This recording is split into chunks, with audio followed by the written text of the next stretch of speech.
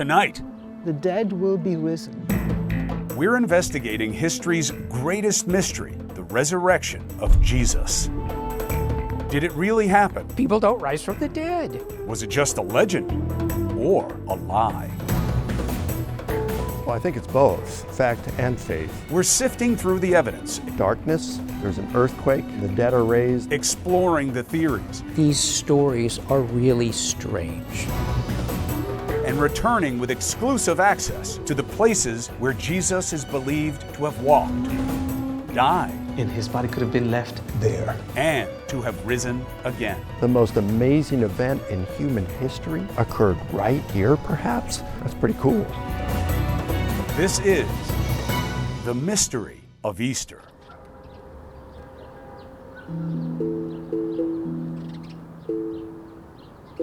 The death and resurrection of Jesus Christ may be the most powerful story in history. And whatever happened started right here in Jerusalem. That's why we call it the Holy City. But what do we really know that informs our faith? That's the question that we set out to answer right now. Sacred to Christians, Jews, and Muslims alike, Jerusalem's old city is as inspiring as it is ancient.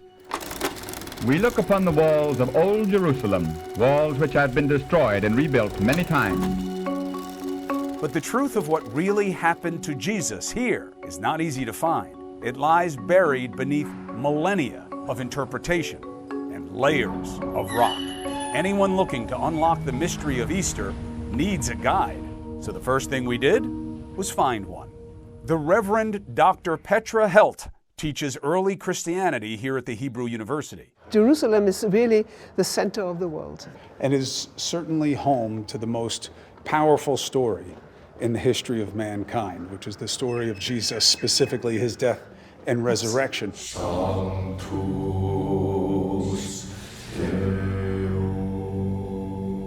Now, traditional Christians insist the Easter miracle is more than a story. It had to have happened because it was the promise that the faith is based on. Yes, this is central and it's historical. And if we discover that it's not, well, then we're in trouble. The resurrection certainly needed to happen because Jesus, while on earth, claimed to be God's uniquely divine Son. So if Jesus did not rise from the dead, he's a false prophet whom no rational person should follow. Biblical scholars Michael Licona and Dale Allison Jr. have both written impressive books called, you guessed it, The Resurrection of Jesus. But while their titles are the same, their conclusions are quite different. Do you believe that the resurrection can be justified as a point of history? No, I don't think it can be established that way. The case for the resurrection of Jesus, in my opinion, is pretty solid. But even those who believe the evidence is solid don't argue that it's abundant. Yes, there are the resurrection narratives in the four Gospels, but they diverge on many of the details. Plus, they were written decades after the assumed fact.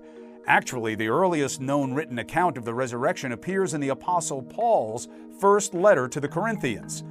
For I delivered to you as of first importance what I also received, that Christ died for our sins according to the Scriptures, and that he was buried, and that he was raised on the third day according to the Scriptures. We would ideally want interviews with the people back there in AD 30 or 33 when all this supposedly happened, but that's just not what we have. The skeptics have modern science and our everyday experience on their side, of course, but they still have to explain how an enduring world religion emerged from the extraordinary claim that a first-century Jewish peasant rose from the dead. And as we'll see, that might not be so easy. Let's start with the skeptical claim that Jesus was a myth. After all, the life, death, and rebirth of Jesus aligns with several other heroic mythical figures, from the Egyptian Osiris to the Greek Hercules. So why shouldn't the Easter story and its supernatural elements be dismissed as just another myth? Do you believe that there is an objective truth about whether Jesus was in fact a man? Oh yes, I mean, we have evidence that Jesus was alive, he was a man, he was teaching, he was healing. This wasn't just a myth. he existed. Absolutely. We have a number of non-Christian sources early on who mention Jesus as a historical person.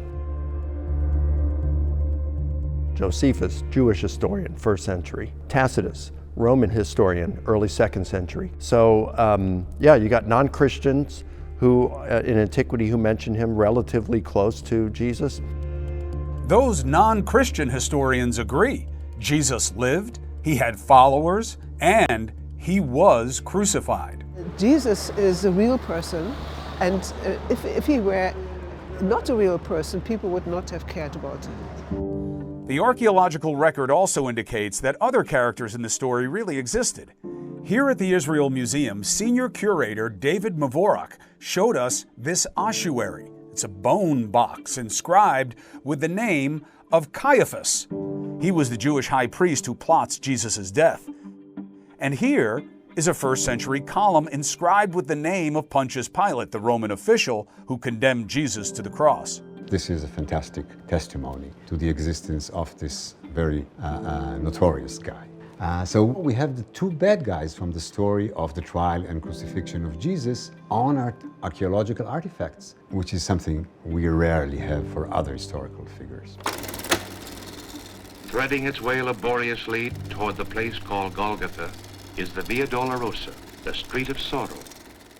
The word means incredible pain or suffering. It's known as the way of sorrow. Why? Well, because Jesus was made to carry his cross to the crucifixion.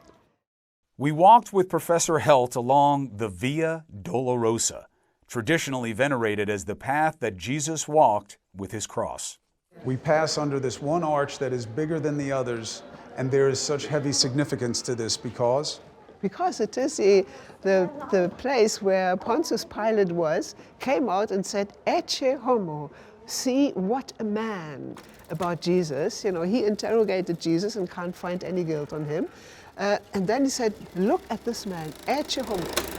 But this has these commemorative moments along it, and we are now at one of the most powerful ones, if not the most powerful. Yeah, here we are at an indent in the stone, and you see it fits like a hand. And so the idea is that Jesus here again, he had so much suffering from the burden, and he can't continue walking any longer. I think it is worn by time, and people put their hands here. Wow, and literally wore away the stone. Yeah. It is really very, very powerful. It's funny when you're explaining this to me, your cheeks get red.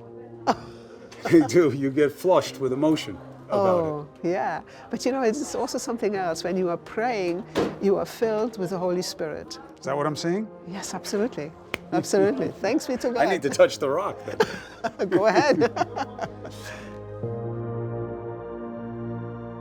Amazing that it's been worn down by so many different people looking to tap in, you know? Powerful, yes, but historically accurate? That's debatable. I mean, it has a lovely history, but nobody knows that that's the route that Jesus would have taken. It doesn't belong to history. Today, most scholars actually believe Jesus would have walked a different path to the spot of his crucifixion on Golgotha, the place of the skulls. It's an issue that plagues this whole town. Sites that have been attracting the faithful for centuries might not be these sites where the actual events took place. So where was Jesus really crucified? For that answer, we went straight to the authority. Hello, brother. Hello, good morning. How are you? Good morning, Father. How are you? Father Marwan Didas, a Franciscan monk, helps maintain the Church of the Holy Sepulchre, where Jesus is said to have been crucified, buried, and resurrected. How confident to you and how important is it to you that the Holy Sepulchre is the place? To know that it is the place, you have to study a little bit of geography, archaeology, and history, and you know that it is the place. He's right about that, at least part of it. The consensus academic opinion is that Jesus was crucified right here. I think there's a real good chance that the Church of the Holy Sepulchre is on the right spot. It's important. You know, faith is something that you feel in your heart, in your mind, but it's something also that you need to touch. If you don't touch practical parts of your faith, you're missing something. We were granted exclusive access to the church, and while we entered with reverence, we didn't leave our critical thinking at the door. You're taking me through the markers of what you believe demonstrate that this is the place. Well, I don't only believe it, but I can see it and I can verify it archaeologically. Jesus was put on the cross. He was crucified here. He was stripped naked. He was nailed and bound to the cross. And you believe that this marks the spot. And this marks the spot. It is under the altar of the Greek Orthodox part of this church. And when you put your hand into this part here, it goes up to the elbow, and then you are touching, so to speak, the place where the cross was rammed in. And what do I feel? What is this stone? This is the post. This is where the post of the, where the This was the stepping for the cross, right here. Exactly, yeah. Wow. It really is something to put your hand on the exact spot where even most skeptics agree Jesus was crucified. But as for what happened next, that is very much in dispute. We are standing at the stone of unction. The cross is over there. Jesus was crucified. According to the Jewish law, he had to be buried. So he was taken up from the cross and put on a stone of unction. And it was in the garden, all this is a garden of Joseph of Arimathea. The faithful believe Jesus' body was taken by a wealthy Jewish man named Joseph of Arimathea, prepared for burial, and in accordance with Jewish law, immediately placed in a tomb that is now marked by this sacred shrine and revered as the Holy Sepulchre. But hold on. In recent years, some scholars have argued that Jesus wasn't really buried here. In fact, he wasn't buried at all. Another argument is that people who were crucified were dishonored, and they were not given burial. So Jesus would not have wound up where we believe he wound up. Yeah, so in antiquity, you're correct that the Romans typically did not allow a crucified or a condemned person who had been executed by them to receive a proper burial. But the Romans, in order to keep peace with people they had conquered, would often allow them to maintain some of their customs. And we have evidence that they did this in Jerusalem. That evidence includes this fascinating first-century find back at the Israel Museum. This very simple ossuary, bone box, was found in a tomb in Jerusalem. The surprise was when the skeleton was found, the bones of a young man about 28 years old, and the heel bone of the young man had a huge iron nail driven through it. So we can say for sure that at least some crucified criminals were given proper burials. And since Jesus wasn't some anonymous thief, but a celebrated and controversial figure, it does make sense that his followers would make sure his body wasn't just thrown in a ditch. After he's dead, they're going to care about what happened to him. And so some of them are going to know that he was buried here at a certain place. But is this really that certain place? And did Jesus really leave it empty on the third day? Take me in. Well, let's go. That's next, when the mystery of Easter continues.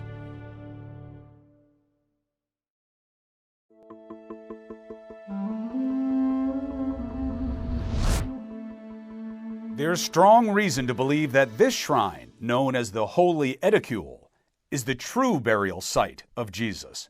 For one thing, just a few yards away, you can see other first-century Jewish tombs. And why does it matter that there are tombs here? Well, it is in close proximity to the tomb of Jesus. And it makes sense that this is the kind of place where Joseph of Arimathea would have been able to have a tomb. Absolutely. May I go inside? Please. All right, here we come inside.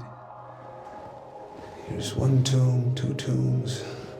And on top of that, literally, there's the fact that the 2nd century Roman Emperor Hadrian built a pagan temple right here. Why would he do that? Hadrian hated the Christians. He didn't want to have the Christians, they were Jews, believing in the Messiah. So you know the place that he thought he needed to destroy is the right place. Absolutely. And what's more, he tried to destroy the grave. Take me in. Well, let's go.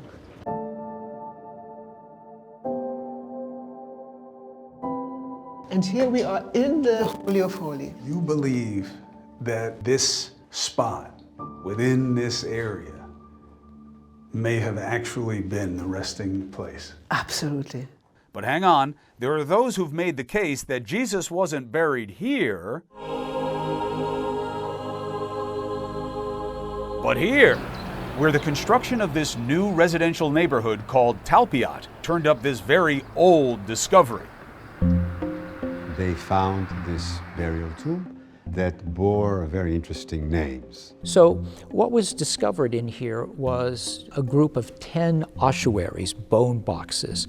Now, one of these ossuaries has the name Jesus Bar Yosef, Jesus, son of Joseph. Okay, so that's our guy from the New Testament, right? One of them also has Mary on the side of it. And perhaps the most sensational of those Talpiot ossuaries is this one, on display at the Israel Museum. So this is a super common ossuary. The inscription, however, is intriguing. It says, Yehuda bar Yeshua, or Judah, the son of Jesus. And maybe since Jesus here has a son, maybe the Mary is his wife, and it's kind of Dan Brown come true. Jesus married Mary Magdalene and they had a son. The theory first emerged in 2007, but it hasn't aged well for two main reasons. The family was from Galilee. There's no way that we can think that the whole family would have this big schlep from Galilee to Jerusalem to bury their people.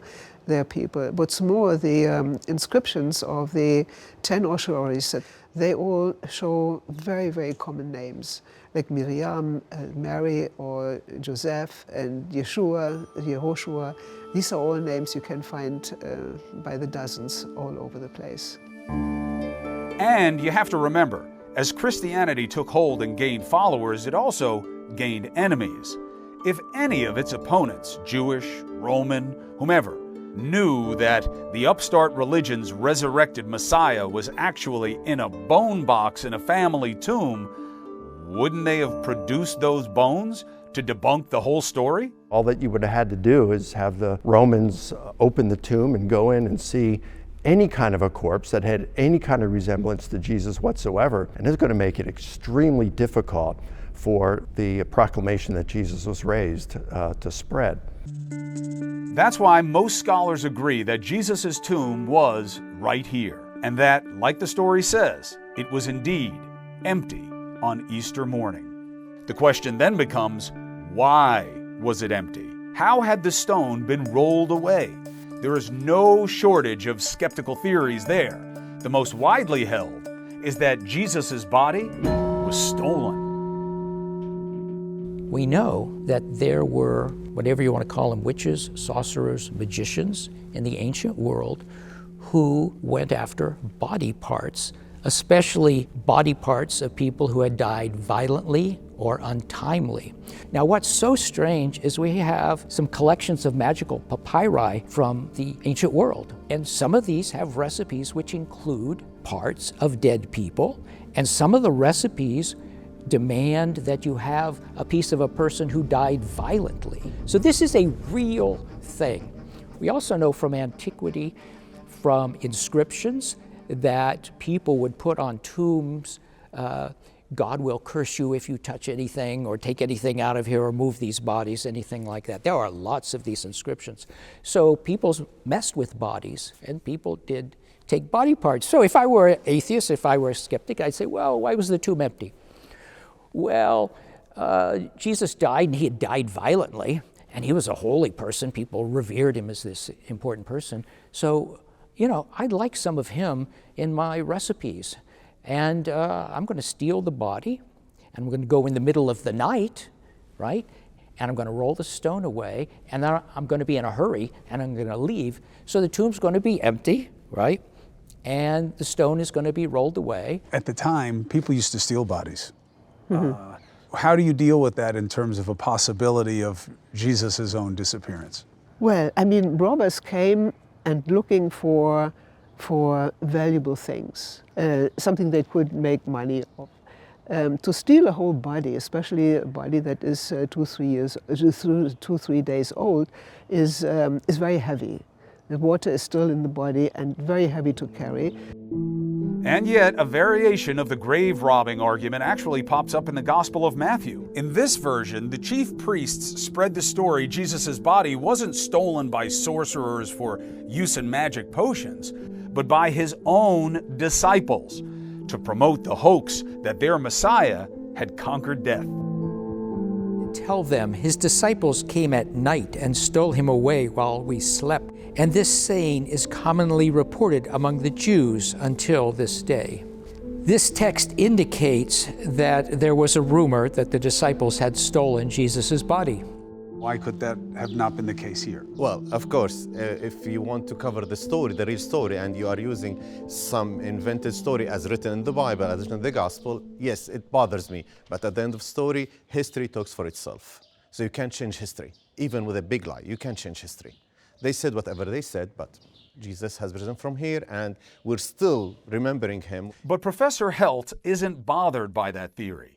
She points to the same chapter of Matthew which says there were guards placed at the tomb, making a hoaxed resurrection impossible. He is buried in the place of a rich man, and this place probably was very well guarded. And if they would see that somebody is coming to steal them, they would immediately be taken into custody. But the skeptics aren't done. One scholar has published a paper advancing another theory for the empty tomb. It was empty because of an earthquake. In the Gospel of Matthew, there's an earthquake on Easter morning, big earthquake, and that's what rolls away the stone. But a skeptic could say, well, the ground opened up and the body was in there and the body tumbled in and the ground went back up. And so that's how we get our body missing. Anything is possible, right? Historians have to look at probabilities.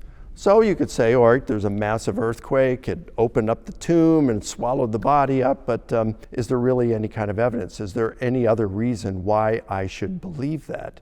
The earth shook.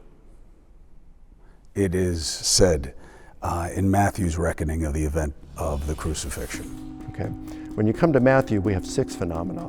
Darkness, there's an earthquake, the rocks split, the tombs are open, the dead are raised. Now my take on that is at least some of those phenomena are Matthew adding them as, let's say, special effects. These portents are added as special effects. How do you deal with that when you know that there are aspects of the story, the earthquake, the supernatural events that may have been done to impress a certain audience? Well, then maybe the whole thing is designed to impress. Because I compare different texts, and what I see is that all the 4 Gospels, Matthew, Mark, Luke, and John, they all speak about the same facts.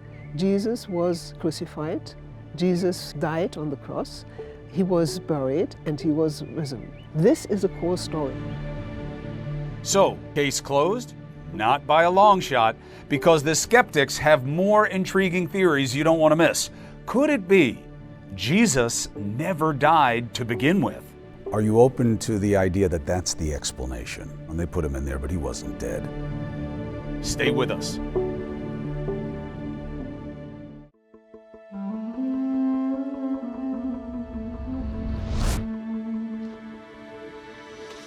Welcome to the Garden Tomb. Wow.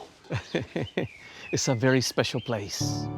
Despite all the evidence pointing to the Holy Sepulchre as the place where it all happened, there is a Protestant tradition that claims Jesus was really crucified and buried here, in a totally different location known as the Garden Tomb. Head guide Cesar Fleitas took us on an exclusive tour of the place that he believes is the real location of the crucifixion. The first element that drew people to the place had to do with what people saw when they came here, the resemblance of a skull. Now, it is in this area of the rock face where you can identify what people saw when they came here.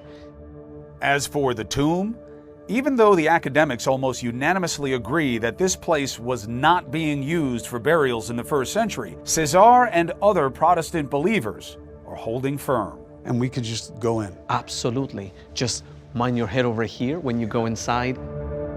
The burial places would have had stone shelves, and the body would have been placed here for the preparation. every time you come in, does that still overwhelm you? Absolutely, because of what it meant and what it means to me today. The significance of the cross, that Jesus Christ, the Son of God, the creator of heaven and earth, he came in the form of a man, in the form of a servant. He became obedient even to the point of death on a cross. And his body could have been left right there. But also, he rose from the dead, right? He could have been risen from the dead from this very tomb that we're in. But the skeptics keep coming up with natural explanations for why Jesus' tomb, wherever it was found empty. Some have even argued that Jesus couldn't have risen again because Jesus didn't really die. It's not completely crazy. We do know that even in the modern world, sometimes people are pronounced dead and they wake up afterwards. In fact, it happened just last year when this grandmother in Thailand who'd been declared dead came back to life inside her own coffin shortly before her scheduled cremation. So this happens. It happened in the ancient world. It's theoretically possible. That's why he wasn't there, because he shook it off and he left. Rub a little dirt on it, right? Look, we can posit possibilities, but historians have to go with probabilities. You've got Jesus who had been scourged, which was a very brutal process. Then a person was hung up on a cross. They had been weakened by the scourging. It was very difficult to breathe. And of course, there is the stabbing of Jesus while on the cross. Yeah, exactly. It is. These people who crucified him, they were professional executioners. And they were supposed to take a person off the cross only after this person had died. Even if Jesus had survived, what would he look like just a couple of days later? He would not convince them he was the risen Prince of Life. Alive, yes. Risen, not a chance. So the historian must conclude that Jesus was crucified and the process killed him. Another exotic explanation for the empty tomb comes from a phenomenon that's been documented among Tibetan monks. It's called accelerated decomposition. And there's a very old tradition that certain masters who have reached a state of sanctity will, upon death, dissipate. You can go on the internet and see a couple of what look like shrunken corpses, right? Other times they just leave some hair and fingernails, and then other times everything is gone. The conditions were such that he decayed at a very rapid rate, and that is why they didn't really find anything meaningful in the tomb. Well, we do have some accounts of some Buddhist monks, shamans, who seem to decay quickly, called rainbow bodies, but over a 2 or 3 day period, and then it's gone. There's not a single example of anything like that. It sounds preposterous, right? But if you're a Christian and think Jesus rose from the dead, you probably don't have the right to say, well, that's just ridiculous, because things like that don't happen. But conservative scholars like Professor Lacona say the case for the resurrection is built on much, much more than just an empty tomb. What's the strongest evidence? The appearances. It was the appearances that really made the difference. Stay with us.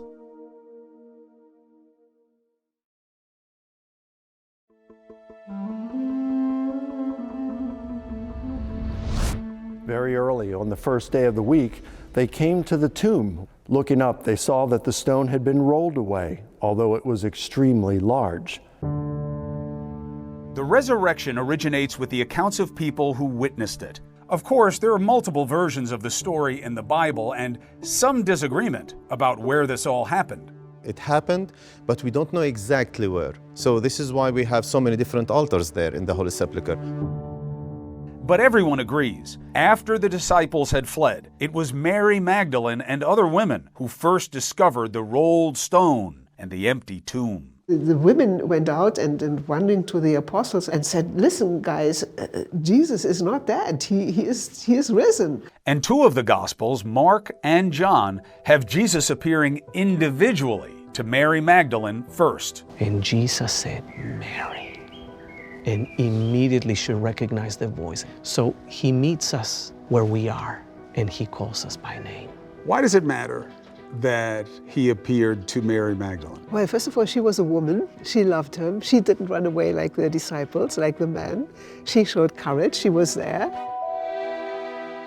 And conservative scholars argue there is historical truth to this story for an interesting reason. Women were lowly regarded in the first century, both by Jews and by the Greeks and Romans. If you're going to invent a story about an empty tomb and a risen Jesus, why would you come up with your primary witnesses being women whom nobody's going to really give any kind of credibility to? Mary Magdalene is not a spectacular figure in the early church. It's kind of weird to say, okay, she's the one that was really there for that. In other words, Mary's prominence in the story didn't help the early Christian case. So the only reason to include her was because it actually happened. Our investigation into Jesus' appearances takes us west of Jerusalem, a place called Emmaus Nicopolis, where two disciples are said to have met the risen Jesus, and where we met Brother Anton.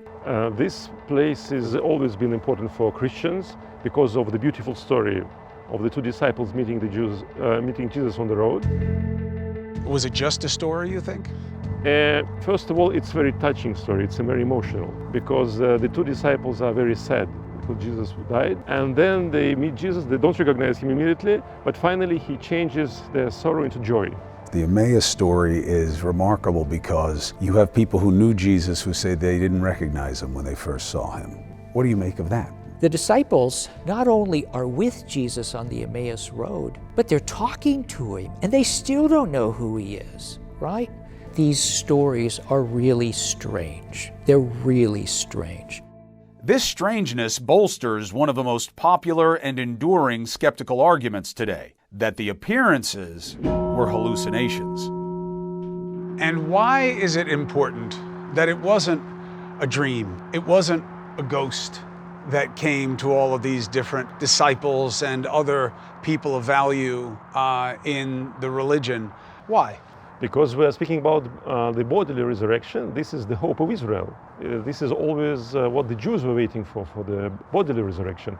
If it's so important that they can testify to the risen Jesus, why does he make it so difficult? Well, at Emmaus, they saw him. But they didn't know who he was? That was then they say, let's get something to eat, and all of a sudden, it's Jesus. Why can't he just come and say, hello, fellas, remember me?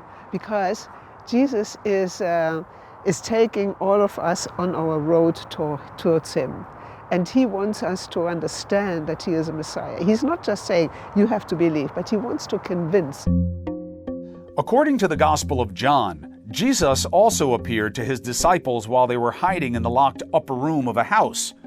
Could that have been a mass hallucination too? It appears that Jesus can pop in and out of rooms, right? Okay, that's not ordinary. And by the way, that tells me he doesn't have an ordinary body because you, with your body, can't pop in and out of rooms, right? So there's something weird going on here. Power of belief, very strong. People seeing things, hearing things. We hear stories of it all the time with departed loved ones. Why would this be different? The fact is, yeah, it does happen. It happened with my dad a few months after my mom died. My sisters say the same thing with my father. One time I was talking about him and there was a crack of thunder. That's it. How do you distinguish it from what these disciples who loved Jesus, he was central to their idea of what matters in life and death, that they would have believed what they attested to of seeing him? So multiple studies that have been done over more than a century have revealed that the group most likely to experience a hallucination are people grieving the loss of a loved one. Approximately 50% of them do. However, only 14% experience a visual hallucination. Number two, because hallucinations are private occurrences in the mind of an individual with no external reality. You can't experience a group simultaneous hallucination.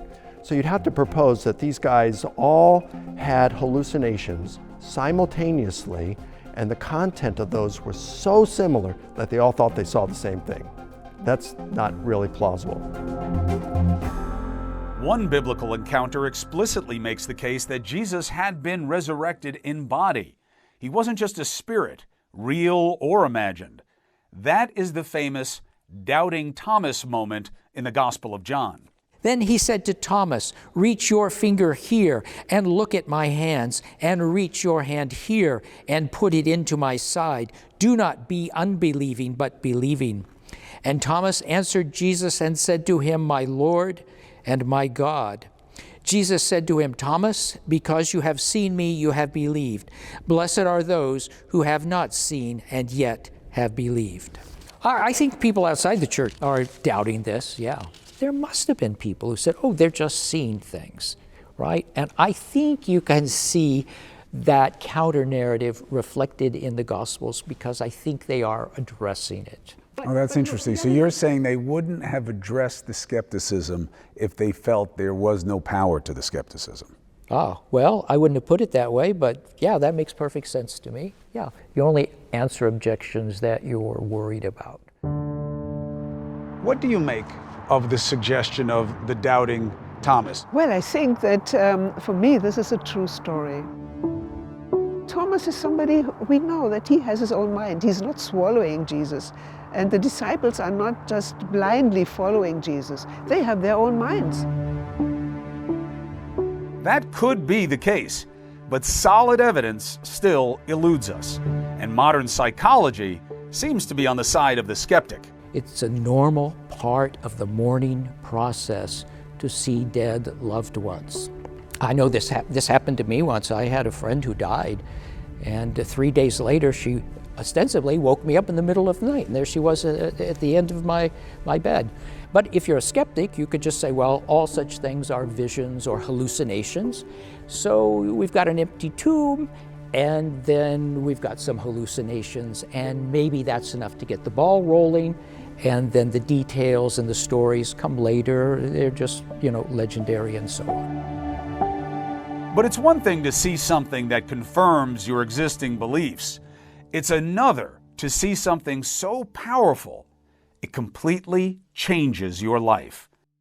Coming up, 2 late conversion experiences that might just make the case for the resurrection. The Christ-hating Paul. I mean, you think about it, that would be more like the Ayatollah over in Iran converting to Christianity and telling everybody, you need to repent.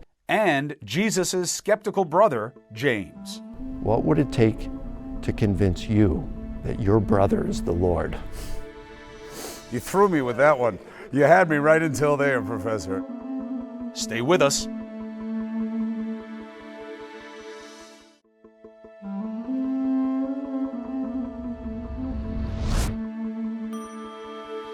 The skeptics say that it's no surprise Jesus' followers claim to have seen him after his death. For one thing, they were grieving. For another, they wanted, even needed, the resurrection to be true for their lives to make sense. But what do we do with the original skeptic, who suddenly became an ardent believer, the Apostle Paul himself? Paul's not grieving Jesus' death. Paul believed Jesus was a failed Messiah and a false prophet, so he would have been the last person in the universe that Paul would have expected to see or wanted to see. Remember, Paul was not one of the original 12 disciples. He began as a zealous Jewish Pharisee, dedicated to stamping out the upstart Christian sect. Paul he persecuted the Christians, and he was on his way to Damascus to kill and to persecute more Christians. And then suddenly he has this vision. He didn't look for a vision. He didn't want to have a hallucination. He didn't want to have anything. He just wanted to do his job. And all of a sudden he's got an experience he believes is the risen Jesus appearing to him. And now he's out aggressively, proactively proclaiming the faith he once sought to destroy. Something happened there. Do you remember Paul? Yes. St. Paul? Yep. That is a good example. He was one who said, never, I mean, these people are He crazy. maybe was worse than you. And then suddenly, boom, his whole life completely changed.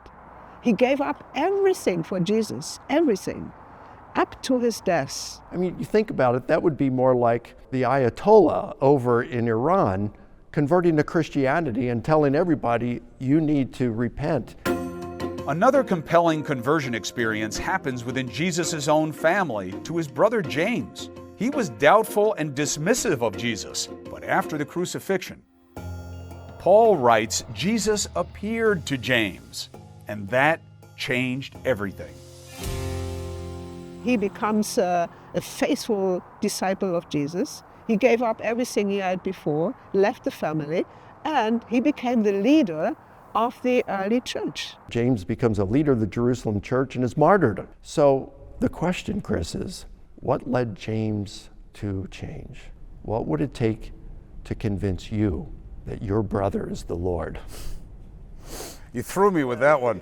You had me right until there, Professor. Now, the skeptics say there's really no evidence causally connecting James's conversion to his encounter with the risen Jesus. I don't know if he saw Jesus before or after he converted.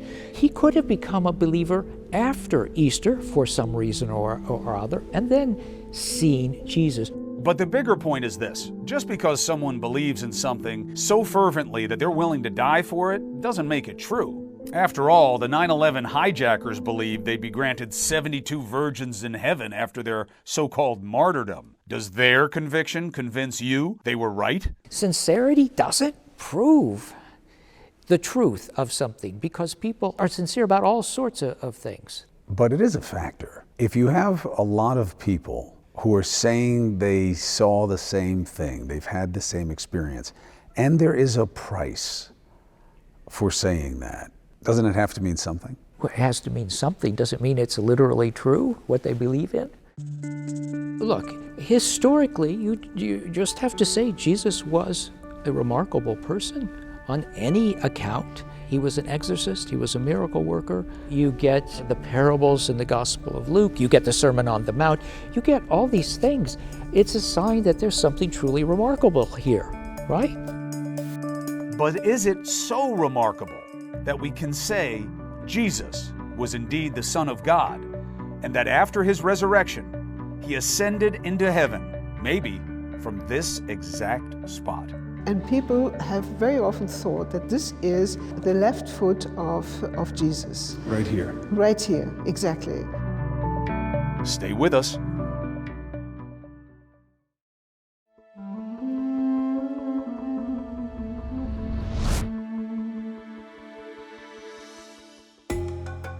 The story of the resurrection ends here, as does our journey at the Church of the Ascension, perched at the peak of the Mount of Olives. What is the significance of where we are? Mount of Olives is a place where Jesus was called into heaven, the Ascension. It is the highest place here in Jerusalem, and it is the place where from the first century on, Christian pilgrims came in order to worship the Lord, to worship Christ and see the Ascension. The account, mentioned only in Luke's book of Acts, describes Jesus ascending to heaven in the presence of the disciples 40 days after his resurrection. And the last remnant is, so to speak, his footprint. So this is to commemorate his last presence on earth. Absolutely. The thing is, though, in the cultures of the ancient world, both pagan and Jewish, important figures ascended into heaven all the time. That's why skeptics argue the ascension was fabricated. We know that there are some stories in the Greco-Roman world of people ascending, that we would all call mythology. So is Luke writing something up? Is he taking a theological idea he has and turning it into a story? It is a Jewish story that Jesus left from here into heaven. You see, Enoch, one of the first people created in this world by God, he disappeared. He went up to heaven. And another one we know, of course, is Elijah. Elijah went up into heaven. So that is very special people in the Jewish tradition went up into heaven. But it doesn't exactly lend credibility to it, does it? It does, in a way, because, you see, Elijah was regarded as a messianic figure, like Enoch is a messianic figure. So the Messiah is, in this tradition, supposed to be taken up to the Father in heaven again. While there are some similarities, you can find similar details in just about anything, right? And let's just say the ascension didn't happen. Does that negate the resurrection? There is one other explanation for the ascension, one that will surely strike some as blasphemous, but it does have some currency in the present day. It is that Jesus was an alien. Some have even suggested that paintings of the crucifixion include renderings of flying saucers. Unpack the argument that it all makes sense if you believe that Jesus was an alien. Well, I haven't wrestled much with it, but I mean, the appearances of Jesus, he was with them for over 40 days. That's not what you have with alien sightings. You know, it's quick. There might be just a very short experience with them. That's what's typical of aliens. And most of those experiences with aliens are not pleasant ones, whereas those with Jesus after he rose from the dead, they were quite pleasant. The assumption is there's an extraterrestrial world, extraterrestrial society, culture, who knows how to clad up as a human being, who knows how to heal people, who knows how to walk over water, and then who knows how to disappear, and then to appear again if necessary to show up with many people. What we know from the gospel is Jesus was a real man. Jesus was killed. He really died. And then he appeared again in a glorified way 3 days later with the apostles. So this is not an extraterrestrial human being, not an UFO coming from somewhere far away. That's why we're here and not in Area 51 right now, having this conversation. That's right. So our investigation and our journey have come to an end, at least for now. But while questions persist about the resurrection, remember, new answers might be just one more excavation away. Jerusalem is just full of caves and holes and burials, and by far not everything had been discovered yet. So whatever is be found, I think will only reconfirm the history of the faith in Jesus Christ. Of course, for the faithful, no further proof is required. The mystery of Easter has already been solved in our hearts. These are stones, but these stones are telling you the story. At the end of the day, the stones are telling you the story of the one who died and rose again. So Easter is wonderful. Easter is, you look into a black hole, and you don't see anything. And suddenly this black hole changes, light comes out, and it engulfs you completely and the whole world. And this light is Jesus. The story of the death and resurrection of Jesus Christ cannot be dismissed as the stuff of mere myth. There are too many things that we know happened in a certain sequence reported by different people at different times the same way. But the true meaning of the story can only be answered by one person, you. I'm Chris Cuomo. For all of us at NewsNation, thank you for watching.